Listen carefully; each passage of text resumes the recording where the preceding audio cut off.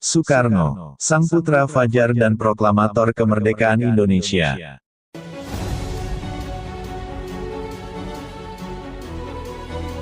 Soekarno lahir di Surabaya, Jawa Timur, tanggal 6 Juni tahun 1901. Soekarno lahir dengan nama Kusno yang diberikan oleh orang tuanya. Akan tetapi, karena ia sering sakit, maka ketika berumur 11 tahun, namanya diubah menjadi Soekarno oleh ayahnya.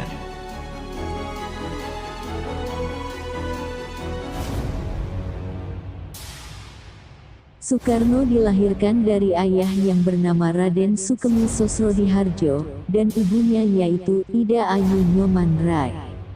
Ketika kecil, Soekarno tinggal bersama kakeknya, Raden Hardjokromo di Tulungagung, Jawa Timur.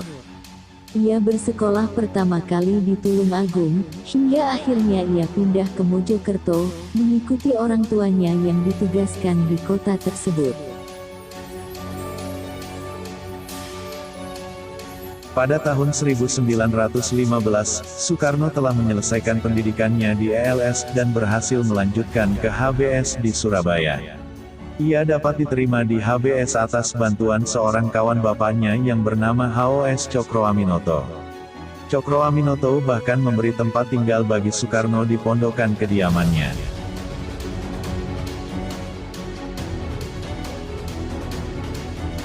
Di Surabaya, Soekarno banyak bertemu dengan para pemimpin Sarekat Islam organisasi yang dipimpin Cokroaminoto saat itu, seperti Alimin, Muso, Darsono, Haji Agus Salim, dan Abdul Muiz. Soekarno kemudian aktif dalam kegiatan organisasi pemuda Trikoro Darmo, yang dibentuk sebagai organisasi dari Budi Utomo. Tamat HBS Surabaya bulan Juli tahun 1921, bersama Joko Asmo, rekan satu angkatan di HBS, Soekarno melanjutkan ke Tenise Hughes School T Bandung, sekarang ITB, di Bandung, dengan mengambil jurusan teknik sipil pada tahun 1921. Setelah 2 bulan, dia meninggalkan kuliah, tetapi pada tahun 1922 mendaftar kembali, dan tamat pada tahun 1926.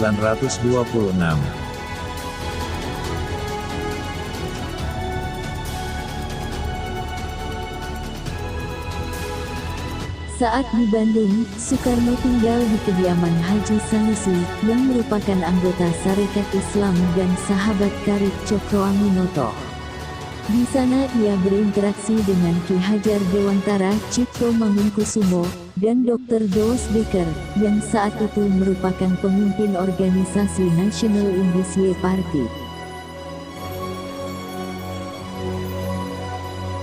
Pada tahun 1926, Soekarno mendirikan Algemeen Studi Club ASC di Bandung, yang merupakan hasil inspirasi dari Indonesische Studi Club oleh Dr. Sutomo. Organisasi ini menjadi cikal bakal Partai Nasional Indonesia yang didirikan pada tahun 1927. Aktivitas Soekarno di PNI, menyebabkannya ditangkap Belanda pada tanggal 29 Desember tahun 1929, di Yogyakarta, dan esoknya dipindahkan ke Bandung untuk dijebloskan ke penjara Bancai. Pada tahun 1930, ia dipindahkan ke penjara Sukamiskin. Di Pengadilan Landrat Bandung, tanggal 18 Desember tahun 1930, ia membacakan pledoinya yang fenomenal, yang berjudul Indonesia Menggugat, hingga dibebaskan kembali pada tanggal 31 Desember tahun 1931.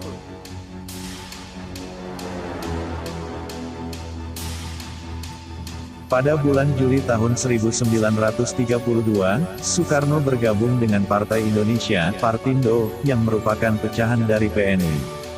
Soekarno kembali ditangkap pada bulan Agustus tahun 1933, dan diasingkan ke Flores. Di sini, Soekarno hampir dilupakan oleh tokoh-tokoh nasional.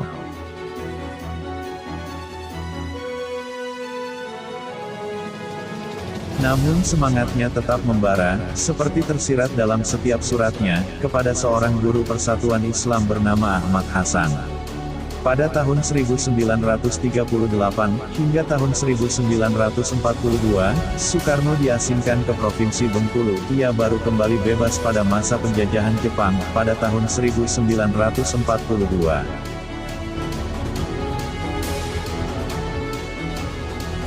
Pada masa awal pendudukan Jepang, Soekarno aktif dalam berbagai organisasi, seperti Jawa Hokokai, Pusat Tenaga Rakyat, BPUPKI, dan PPKI. Dan akhirnya tokoh-tokoh nasional bekerja sama dengan pemerintah pendudukan Jepang untuk mencapai kemerdekaan Indonesia.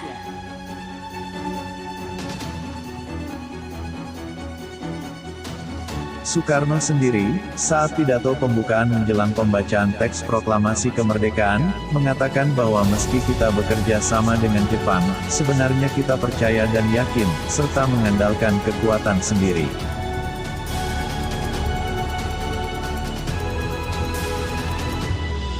Soekarno bersama tokoh-tokoh nasional mulai mempersiapkan diri menjelang proklamasi kemerdekaan Republik Indonesia.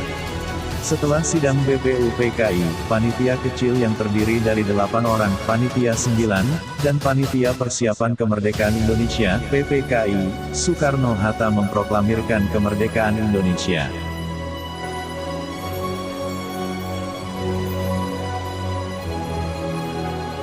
Pada tanggal 18 Agustus tahun 1945, Soekarno dan Muhammad Hatta diangkat oleh PPKI menjadi Presiden dan Wakil Presiden Republik Indonesia. Pada tanggal 29 Agustus tahun 1945, pengangkatan menjadi Presiden dan Wakil Presiden dikukuhkan oleh Kenip. Demikianlah sepenggal sejarah kehidupan Bung Karno, sang putra fajar, yang telah berjasa mewujudkan cita-cita kemerdekaan Indonesia. Silakan ikuti video selanjutnya tentang Soekarno setelah Indonesia merdeka, hingga wafatnya.